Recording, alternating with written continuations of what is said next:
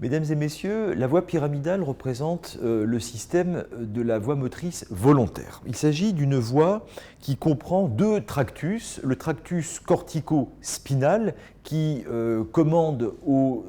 muscles du tronc et des membres,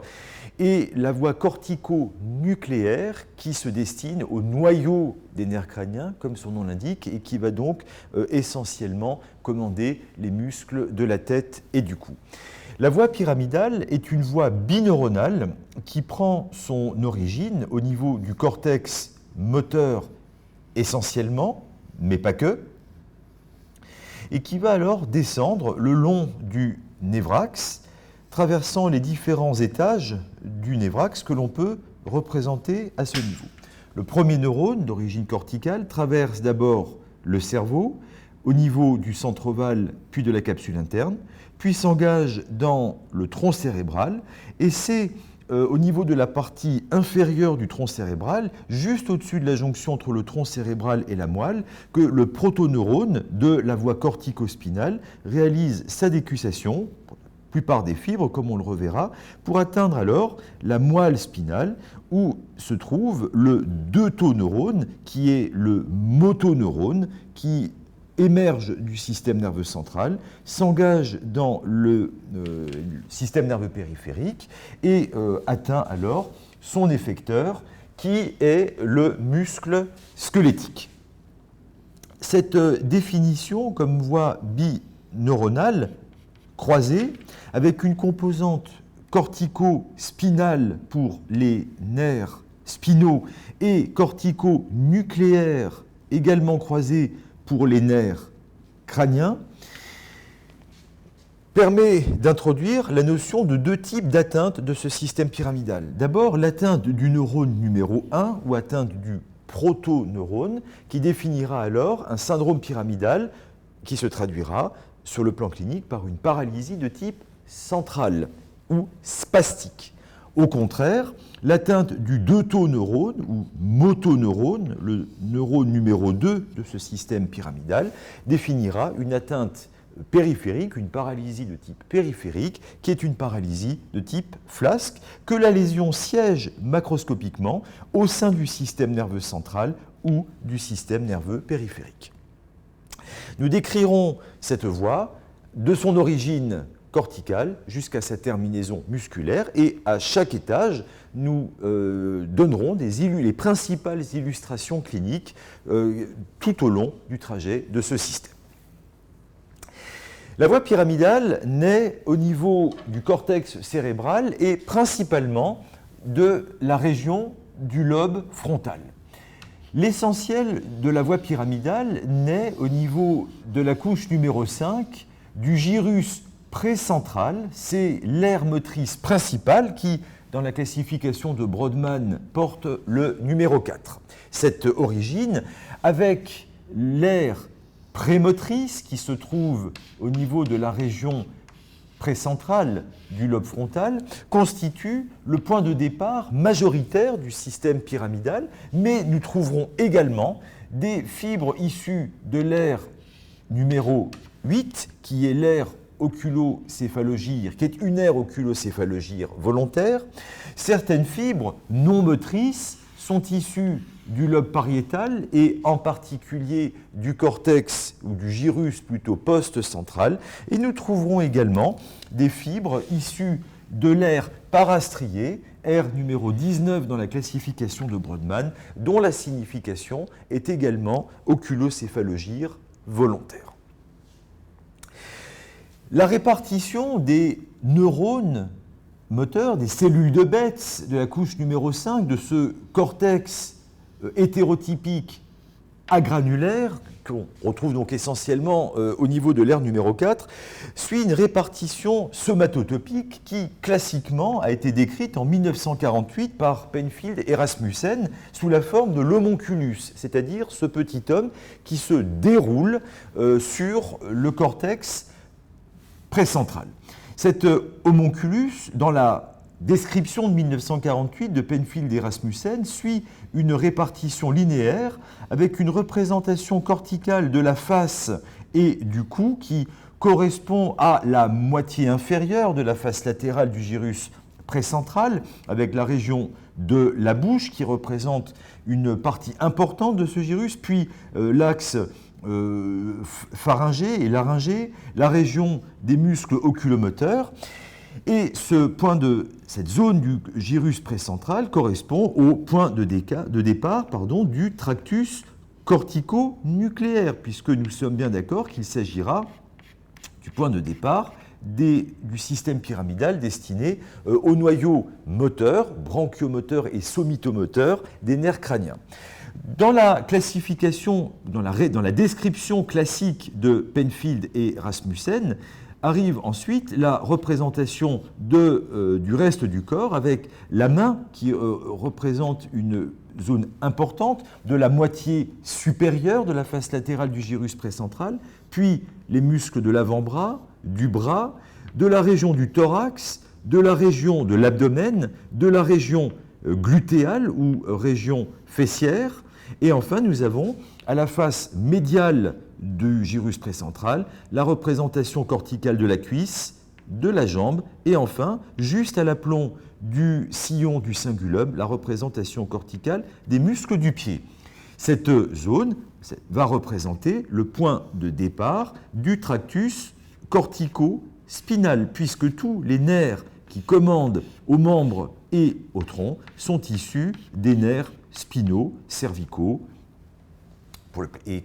un peu thoraciques pour le plexus brachial, les nerfs intercostaux pour le thorax, les nerfs du plexus lombaire pour l'abdomen, du plexus lombaire et du plexus lombosacré pour le membre inférieur. Cette représentation classique a été légèrement affinée dans un article paru dans Nature en 2023 et publié par l'équipe de Gordon, qui, à partir de constatations faites en IRM fonctionnel, montre que la représentation corticale du point de départ de la voie pyramidale n'est pas linéaire, comme dans la représentation de Penfield et Rasmussen, mais concentrique. Concentrique pour le point de départ du tractus cortico-nucléaire, centré sur la région de la bouche, que je vais donc vous représenter comme ceci, et on va ensuite retrouver, de part et d'autre de la représentation corticale de la cavité orale et de la langue, la région de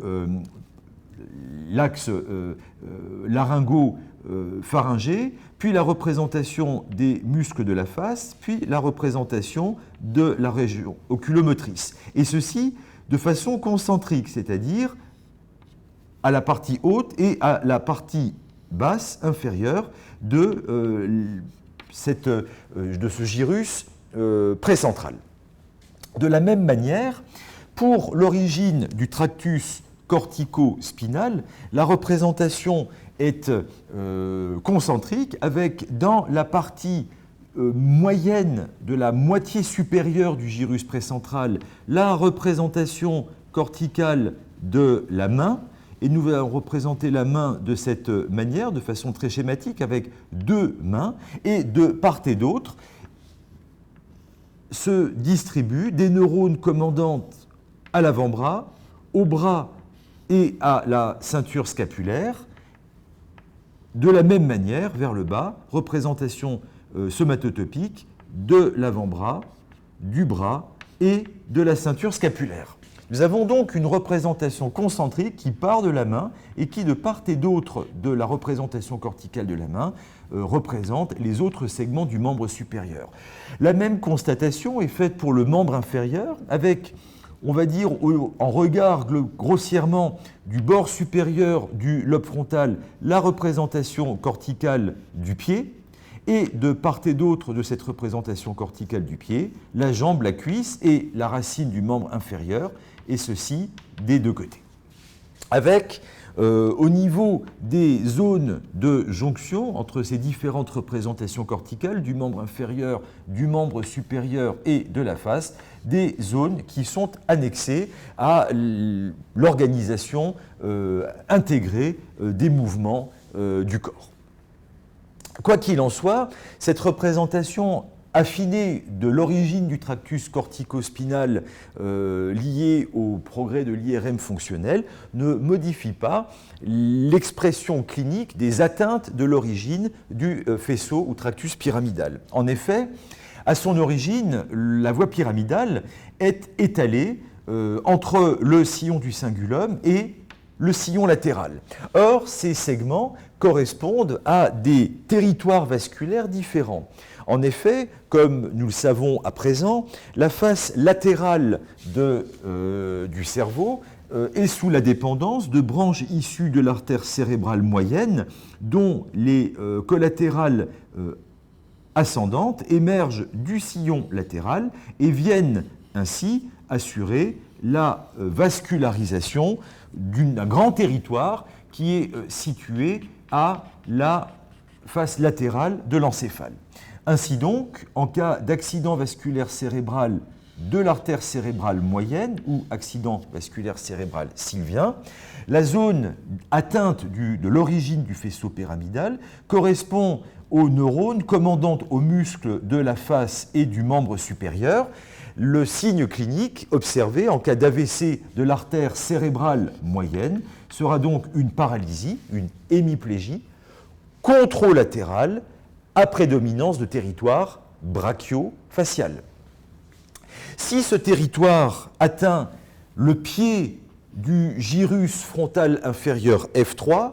dans l'hémisphère dominant, c'est-à-dire ici l'hémisphère gauche d'un sujet droitier, eh bien, le patient aura une probabilité de présenter associée à cette hémiplégie une aphasie motrice ou aphasie de Broca, dont je vous invite à observer une illustration clinique sur l'extraordinaire vidéothèque mise à la disposition gratuitement et en accès libre par le Collège des enseignants français de neurologie. Très souvent, l'atteinte de la partie motrice du lobe frontal s'étend au cortex pariétal sensitif et il est très fréquent que cette hémiplégie contralatérale s'associe de troubles sensitifs à type d'hémi-anesthésie contralatérale également.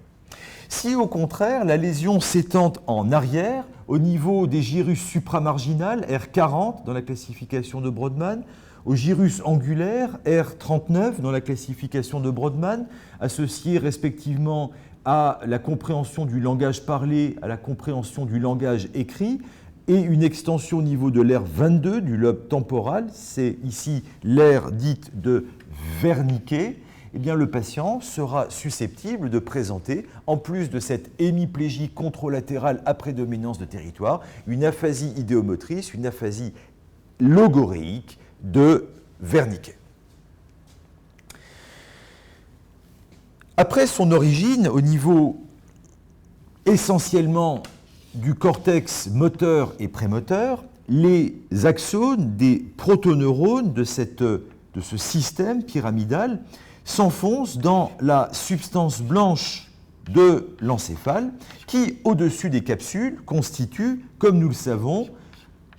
le centre ovale de Vieux-Sens. À ce niveau, compte tenu de la représentation de l'organisation somatotopique du système pyramidal, le corticospinal est plus médial, plus supérieur, le corticonucléaire plus latéral et plus bas.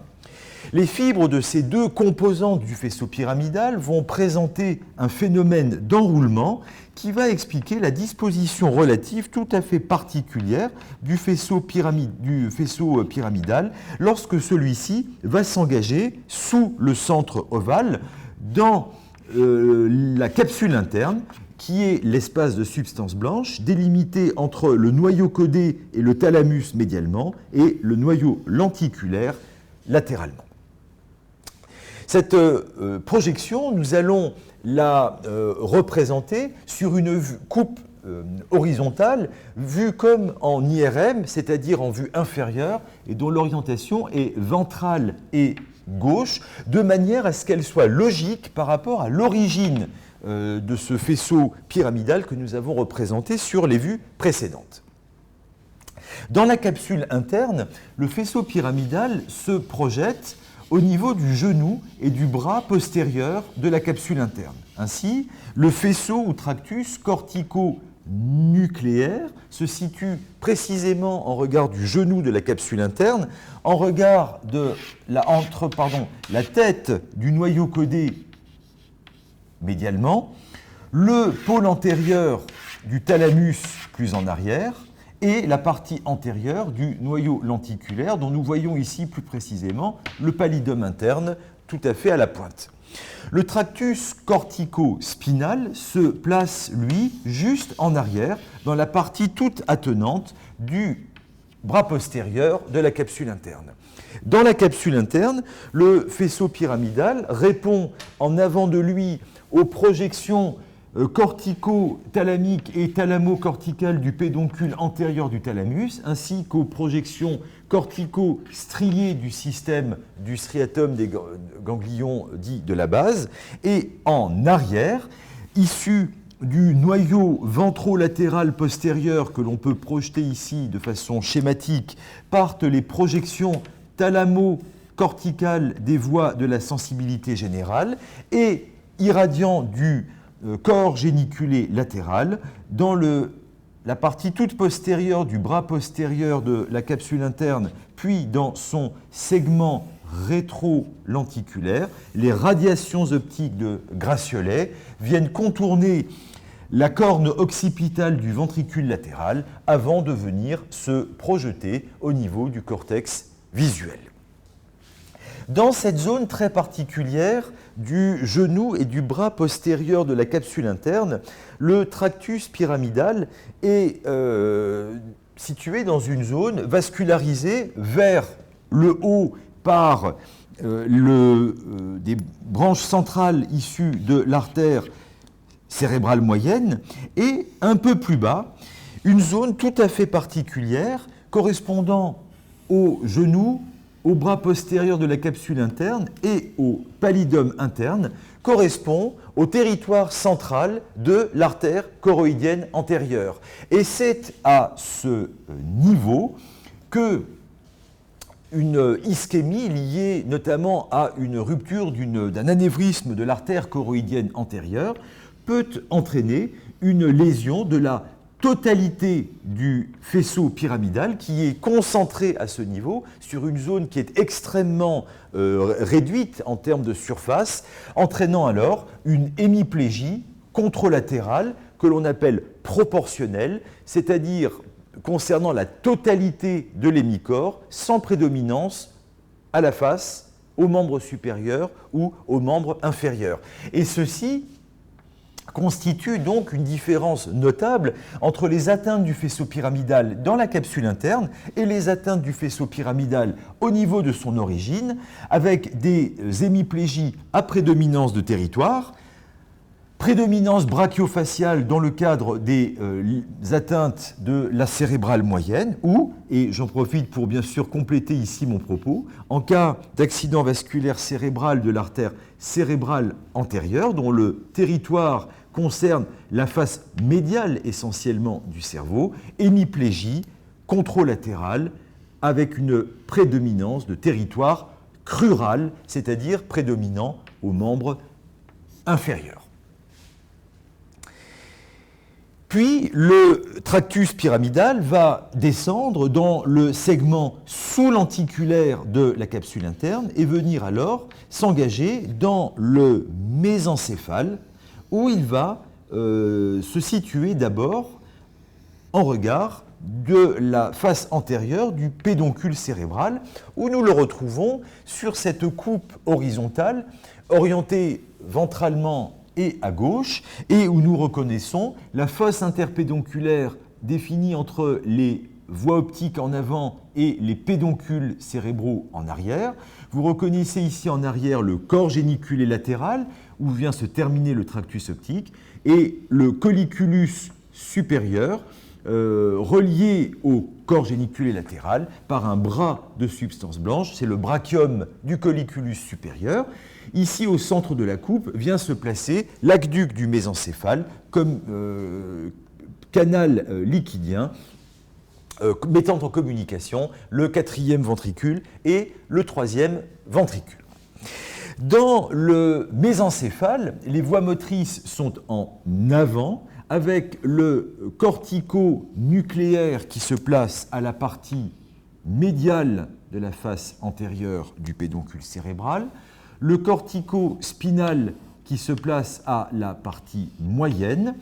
En arrière des voies pyramidales vient se placer ici le faisceau fronto-temporaux-pontin de Türk-Meinert, des voies de la coordination des mouvements volontaires. En arrière des voies motrices se place la substantia nigra, locus niger, substance noire, avec sa partie réticulée en avant, équivalent du pallidum interne, et sa pars compacta en arrière, présentant ses neurones dopaminergiques à projection nigro-striatale qui intervient dans le fonctionnement de la motricité automatique. En arrière de la substance noire, nous retrouverons le noyau rouge, en arrière duquel est le lemnisque médial, des voies du tact épicritique et de la sensibilité proprioceptive consciente. Derrière le lemnisque médial, entre lui et le corps géniculé latéral, vient se placer le spinothalamique, véhiculant le tact protopathique et la sensibilité thermoalgésique, là aussi de l'hémicorps contralatéral. Nous retrouverons par ailleurs en avant de l'aqueduc du mésencéphale, des noyaux de nerfs crâniens. Il s'agit ici du noyau somito-moteur du 3 qui commande à toutes les directions du regard, à l'exclusion du regard latéral et du regard latéral et en bas, auquel est annexé un contingent végétatif parasympathique permettant de commander le myosis, c'est le noyau d'Edinger-Westphal, ainsi que l'accommodation convergence, il s'agit du noyau de Perlia. Nous trouverons enfin, autour de l'aqueduc du mésencéphale, la substance réticulée qui, à ce niveau, prend le nom de substance grise périaqueducale. À ce niveau, la voie pyramidale peut être lésée. Il s'agit d'accidents vasculaires cérébraux antérieurs du pédoncule cérébral. Et vous le savez, les atteintes du tronc cérébral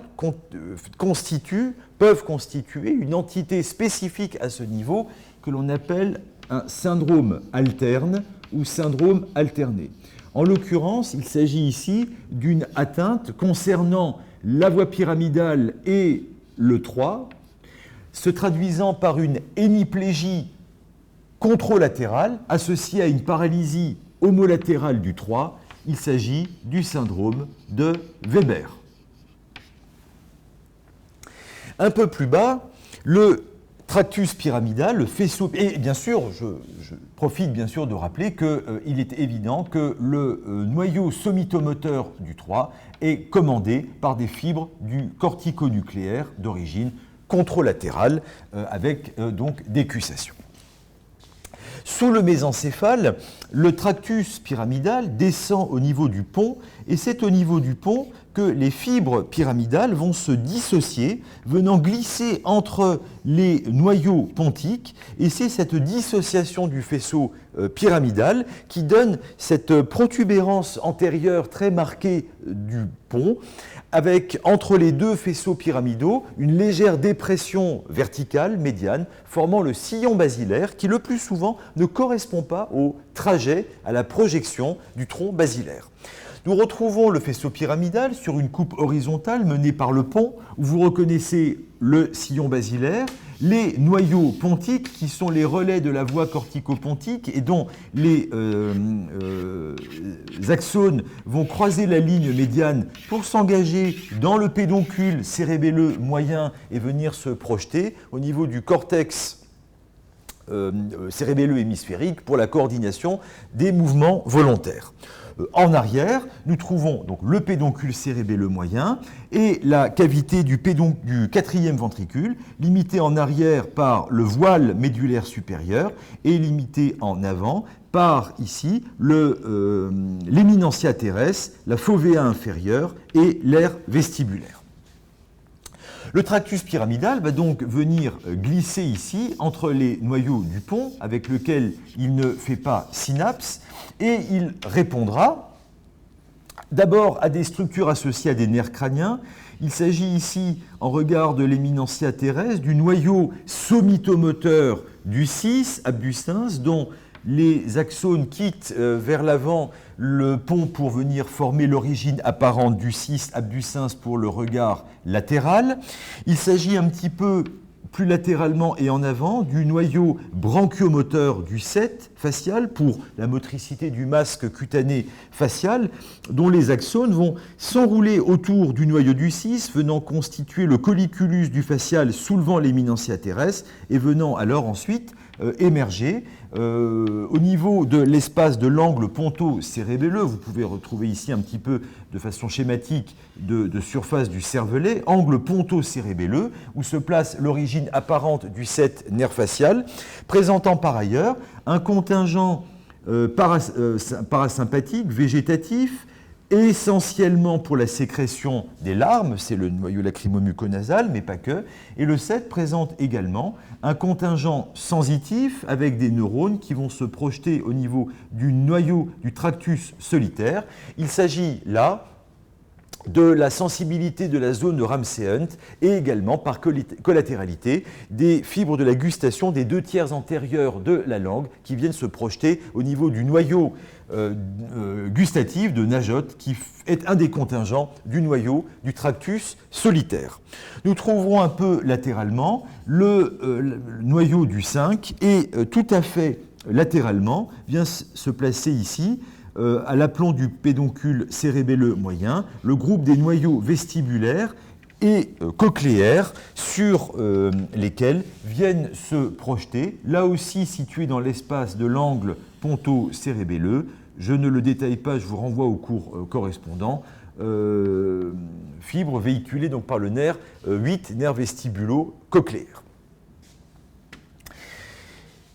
Nous allons retrouver plus en avant, entre les noyaux des nerfs crâniens et le faisceau pyramidal dissocié, des voies longues. Il s'agit de manière paramédiane du lemnisque médial. Lemnisque médial que nous trouvons toujours donc en arrière des voies motrices et en arrière duquel se projette ici le tectospinal et tout à fait en arrière le tractus longitudinal médial. Le spinothalamique vient se placer latéralement, alors que plus en arrière vient se situer à ce niveau le faisceau ou tractus spino-cérébelleux ventral des voies de la sensibilité proprioceptive inconsciente contralatérale. À ce niveau, des atteintes du faisceau pyramidal, si elles sont antérieures, peuvent se traduire par une hémiplégie contralatérale, souvent associée à une atteinte sensitive contralatérale et un déficit homolatéral du 6, éventuellement du 7. Il s'agit du syndrome de Foville. Lorsque l'atteinte est plus latérale, l'hémiplégie contralatérale associée à une paralysie homolatérale du 7 constitue le syndrome de Millard-Gubler. Il s'agit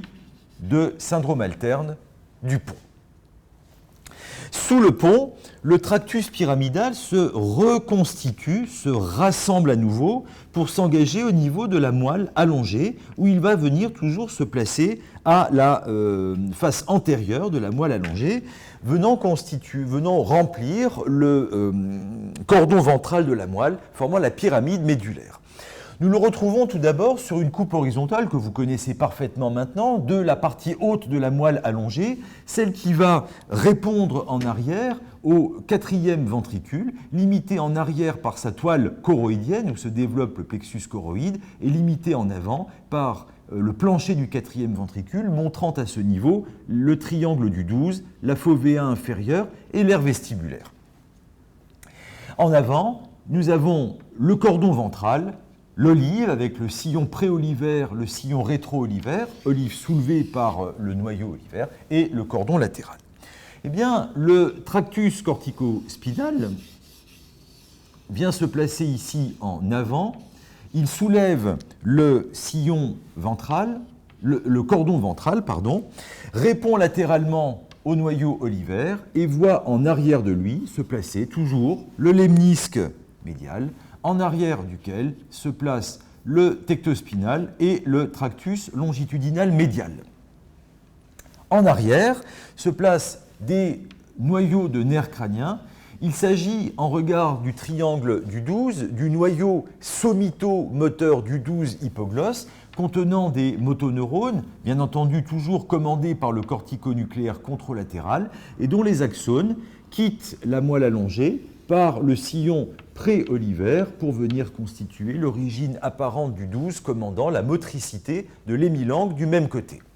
Un peu plus latéralement se place le noyau branchiomoteur du 9 et du 10, c'est le noyau ambigu, prenons ici l'exemple du 10, dont les axones quittent la moelle allongée par le sillon rétro-olivaire et vont commander à la motricité pharyngo-laryngée grossièrement. Au 10 est associé un important noyau végétatif parasympathique cardio-pneumo-entérique dans la nomenclature française traditionnelle et apportant le parasympathique, cardiaque, bronchopulmonaire, ainsi que pour les viscères de l'abdomen, à l'exclusion des viscères infrapéritonéaux. Le 10 est également associé à un contingent sensitif qui se projette pour l'essentiel et pour faire simple au niveau du noyau solitaire, au niveau du noyau du tractus solitaire. C'est la sensibilité viscérale, thoraco-abdominale. C'est également une partie de la sensibilité de la région tonsillaire, du pilier antérieur de la loge tonsillaire, et nous avons également à ce niveau un peu de sensibilité de la peau, du pavillon, de l'oreille. Latéralement vient se placer le noyau du 12 et nous trouvons toujours ici, en regard de l'aire vestibulaire, les noyaux vestibulaires et cochléaires. À ce niveau de coupe viendra se placer déjeté latéralement du fait de la présence du noyau olivaire, le tractus spinothalamique qui répond latéralement au tractus spinocérébelleux, spinocérébelleux ventral, spinocérébelleux dorsal, et nous allons retrouver également au niveau de cette coupe de la substance réticulée qui se situe donc dans les régions périventriculaires. À ce niveau, le faisceau pyramidal peut être lésé en cas d'atteinte souvent ischémique de la partie antérieure de la moelle allongée, entraînant alors une hémiplégie contralatérale associée à une paralysie homolatérale du 12. Il s'agit du syndrome de Foix. Le syndrome alterne toutefois le plus significatif de cette partie de la moelle allongée est le syndrome de Wallenberg qui traduit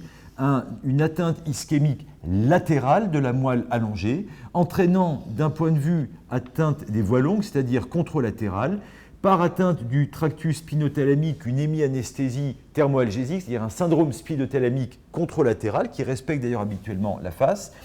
et se traduisant de façon homolatérale par un hémisyndrome cérébelleux du fait de l'atteinte du tractus spinocérébelleux dorsal qui, je vous le rappelle, est homolatéral,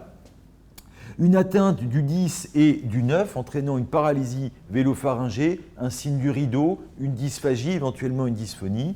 une hémianesthésie faciale homolatérale par atteinte du noyau du 5 et un syndrome vestibulaire qui se traduit par un grand vertige rotatoire qui est souvent inaugural du syndrome de Wallenberg. Puis, un peu plus loin, le tractus pyramidal atteint la partie inférieure de la moelle allongée où nous allons le retrouver formant sa grande décussation où le faisceau cortico-spinal traverse la ligne médiane pour 85 à 90% de ses fibres et s'engage alors en pleine épaisseur du cordon latéral de la moelle spinale, contralatéral, et c'est à ce niveau que le tractus pyramidal prend le nom de tractus cortico-spinal latéral. La partie qui n'aura pas décussé, qui reste en avant, comme toute la localisation du faisceau pyramidal au-dessus, prendra le nom dans ce cas-là de cortico-spinal ventral. Donc, Au-dessus de la décussation, nous avons un corticospinal tout court. En dessous de la décussation, nous distinguerons un corticospinal latéral et un corticospinal ventral. Cette décussation pyramidale, nous pouvons la représenter sur une coupe horizontale, orientée ventralement et à gauche, de la partie inférieure de la moelle allongée, présentant de part et d'autre de sa fissure ventrale médiale les cordons ventraux, le cordon latéral et son cordon dorsal, partagé en un cordon gracile paramédian et un cordon cunéiforme. Le corticospinal va effectivement de chaque côté changer d'orientation et se porter vers l'arrière et vers le dehors, entrecroisant ses fibres. C'est cette grande décussation pyramidale où le protoneurone d'origine corticale vient se situer en pleine épaisseur du cordon latéral et constituant alors le tractus corticospinal latéral. Et c'est la partie toute médiane qui n'aura pas décussé qui constituera au niveau de la moelle spinale le très fin corticospinal ventral. À ce niveau, le corticospinal répond au tractus spino-cérébelleux, spinocérébelleux ventral, spinocérébelleux dorsal. Nous allons les représenter ici des deux côtés. Le tractus spinothalamique, lui, se situe au niveau de la partie antérolatérale, comme au niveau de la moelle. Voici le spinothalamique. Et à ce niveau, si l'on considère ici la partie toute distale de l'ambigu destinée aux 11 accessoires qui commandent à la céphalogyrie par l'innervation du sternocléidiomastoïdien et du trapèze, eh bien à ce niveau, nous retrouverons les voies de la sensibilité fine, épicritique et proprioceptive consciente qui n'auront pas encore réalisé leur décussation. Il s'agira des tractus graciles qui soulèvent les cordons graciles, cunéiformes plus latéraux qui soulèvent les cordons cunéiformes et qui viennent répondre tout à fait latéralement à la partie inférieure de la racine médulaire du noyau du 5. Et donc nous voyons que notre tractus cortico-spinal s'est maintenant latéralisé et est devenu corticospinal latéral après décussation. Et c'est ainsi que nous allons le retrouver au niveau de la moelle spinale. Vous reconnaissez ici une coupe horizontale de la moelle spinale avec la fissure ventrale médiane, le cordon ventral, le cordon latéral, le cordon dorsal. Nous plaçons ici l'émergence d'un nerf spinal. Vous voyez ici la racine ventrale motrice, la racine dorsale sensitive renflée par le ganglion spinal. Et donc, eh bien, notre système pyramidal va donc se localiser essentiellement en pleine épaisseur du cordon latéral de la moelle, où il est donc corticospinal latéral, et la portion qui n'aura pas réalisé sa décussation reste contralatérale et prend le nom de corticospinal ventral. À chaque niveau médulaire, des fibres issues du corticospinal latéral qui a décussé et du corticospinal ventral qui globalement va faire sa décussation à chaque niveau médulaire, rencontre alors le neurone numéro 2 qui intervient ici, que l'on avait déjà trouvé au niveau des noyaux moteurs des nerfs crâniens et qui concerne ici les nerfs spinaux. C'est le motoneurone de la corne antérieure de la moelle dont l'axone part dans la racine ventrale du nerf spinal, puis dans le nerf spinal, et va alors atteindre son effecteur, le rhabdomyocyte, par l'intermédiaire de la plaque motrice qui fonctionne avec de l'acétylcholine. Alors quelques points sont à rappeler. C'est d'abord l'organisation somatotopique des motoneurones dans la corne antérieure de la moelle. Vous vous en rappelez, on va la représenter ici en agrandi, avec les neurones antérieurs qui correspondent aux muscles extenseurs et les motoneurones situés à la base de la corne ventrale qui concernent les muscles fléchisseurs. Et nous avons également une somatotopie de médial en latéral avec les motoneurones médiaux qui commandent aux muscles axiaux et des ceintures, alors que les motoneurones latéraux commandent aux muscles distaux des extrémités des membres, précisément. Au niveau de la moelle, eh bien, ces voies présentent des rapports. Si on rappelle ici le corticospinal ventral controlatéral, eh bien, on va retrouver des faisceaux du système extrapyramidal avec le tractus tectospinal ventral, réticulospinal ventral, l'olivospinal, le vestibulospinal ventral, le vestibulospinal latéral, et en avant du corticospinal latéral, le rubrospinal, issu du noyau rouge, ainsi que les tectospinal et réticulospinal latéraux. Tous ces tractus ou faisceaux sont issus de noyaux sous-corticaux dont les axones vont, à chaque niveau médulaire concerné, venir moduler l'activité du motoneurone de la corne antérieure de la moelle, réalisant ce que Sherrington avait appelé la voie finale commune. Les autres rapports ici du faisceau pyramidal sont le tractus spinothalamique, qui réalise ici cette structure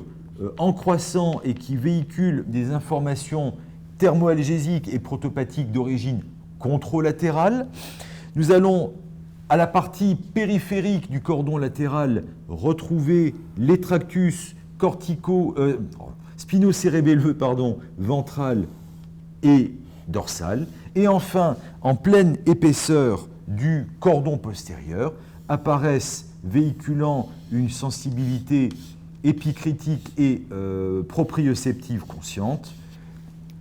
les tractus graciles paramédians, cunéiformes, en forme de coin, plus latéral. À ce niveau, on peut noter plusieurs faits, des projections inhibitrices de la voie motrice sur le noyau de la tête de la corne postérieure de la moelle, inhibant donc, freinant l'influx douloureux, et plusieurs atteintes pathologiques sont à décrire. Nous avons tout d'abord, vers l'avant, ici, rappelez-vous, l'artère spinale antérieure qui donne un faisceau de branches qui pénètrent dans l'épaisseur de la fissure ventrale médiane et qui assure la vascularisation de la partie médiale de la corne antérieure de la moelle. Et en cas d'oblitération de l'artère spinale antérieure, le syndrome de l'artère spinale antérieure entraînera un déficit moteur qui prédominera au niveau des muscles innervés par les motoneurones spécifiques de cette portion de la corne antérieure de la moelle, qui sont des muscles axiaux et des ceintures. Et ainsi donc, si un examen clinique se fait au lit du patient et ne fait le testing moteur qu'au niveau des extrémités, eh bien, il est tout à fait possible de passer à côté de la symptomatologie de cette oblitération de l'artère spinale antérieure. Une autre atteinte à ce niveau est une atteinte cette fois-ci virale, c'est la poliomyélite. Poliomyélite qui est liée à une destruction des motoneurones de la corne antérieure de la moelle, destruction du motoneurone qui entraînera une paralysie de type flasque liée à donc une abolition de la commande motrice du muscle. Là où le syndrome pyramidal, qui se définit par une atteinte du premier neurone ou protoneurone, est une paralysie immédiatement ou au bout d'un certain temps de type spastique, avec des réflexes ostéotendineux vifs, polycinétiques et un syndrome de Babinski.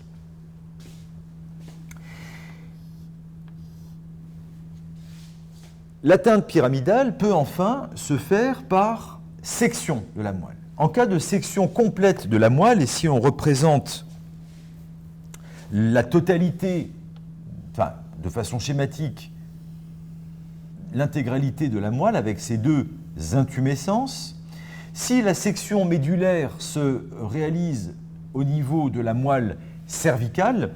il y aura une interruption bilatérale du tractus pyramidal concernant les 4 membres. Le patient présentera par conséquent un état de tétraplégie, paralysie des 4 membres, avec, si le niveau est au-dessus de ces 4, une paralysie diaphragmatique et par conséquent la perte de l'autonomie ventilatoire. Si le déficit est inférieur au niveau C4, une tétraplégie, mais avec maintien d'une certaine autonomie ventilatoire. En cas de lésion plus basse, au niveau de la jonction thoraco-lombaire, liée à l'atteinte uniquement des plexus lombaires et lombosacrés, le patient présentera un état de paraplégie.